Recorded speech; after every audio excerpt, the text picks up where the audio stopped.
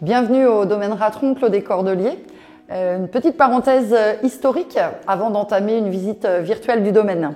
Donc, le Clos des Cordeliers était une propriété religieuse au XIVe siècle qui a été aliénée par l'État français. Donc on va retrouver ici les fleurs de lys, rattachement à l'abbaye royale de Fontevraud. La feuille de chanvre, la région était productrice de beaucoup de cordes. Et puis cette feuille d'acacia, ici on retrouve une partie du manoir qui est juste derrière, la première partie construite qui après a été au fil des générations. Les hommes sont que de passage, mais posent toujours une empreinte. Ce bâtiment qui est derrière moi en est le reflet. Vous avez une partie centrale du XIVe siècle qui était un couvent qui accueillait les moines.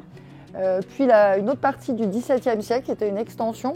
On va retrouver ce qu'est notre cuisine aujourd'hui qui accueillait les dégustations par l'arrière-grand-père et le grand-père. À l'arrivée dans les années 70 des frères Ratron, le bâtiment a connu des extensions à droite et à gauche pour que deux familles vivent sur place et pilotent la destinée de ce domaine.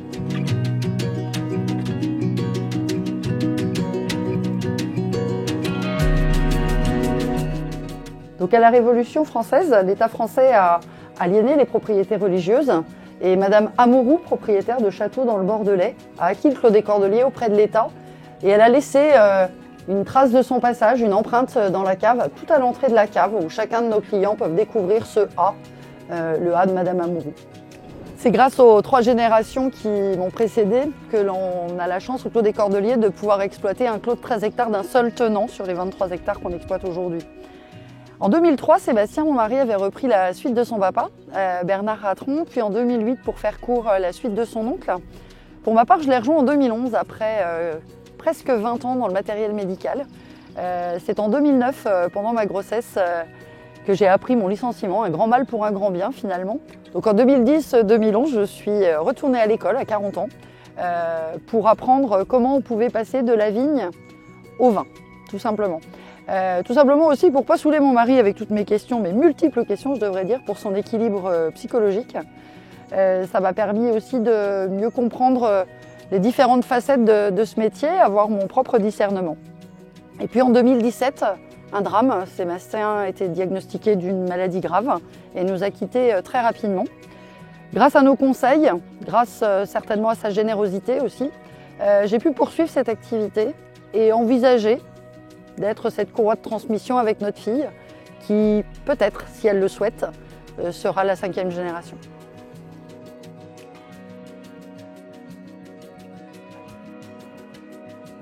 Donc au Clos des Cordeliers, nous produisons essentiellement des vins d'appellation. Il y a aussi un vin de France. Ce vin de France, c'est l'Éclat du Noir. L'Éclat du Noir, c'est un vin blanc très original, 100% Cabernet Franc, c'est un blanc de noir. Le Cabernet Franc est un cépage qui donne des raisins noirs à jus blanc. Donc la vendange est beaucoup plus tôt, généralement 10 à 12 jours plus tôt. Avec un programme de pressurage court, on va extraire uniquement le jus blanc de la pulpe. C'est un vin qui va être élevé dans une barrique pour pouvoir remettre les lies en suspension et lui apporter ce gras.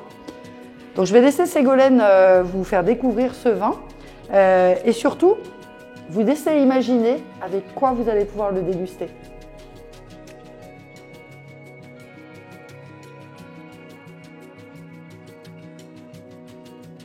L'Éclat du Noir est un vin blanc à la robe limpide et brillante.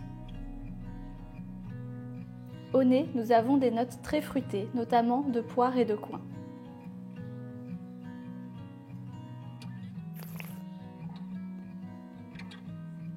En bouche, nous dénotons une très belle finale de fruits rouges.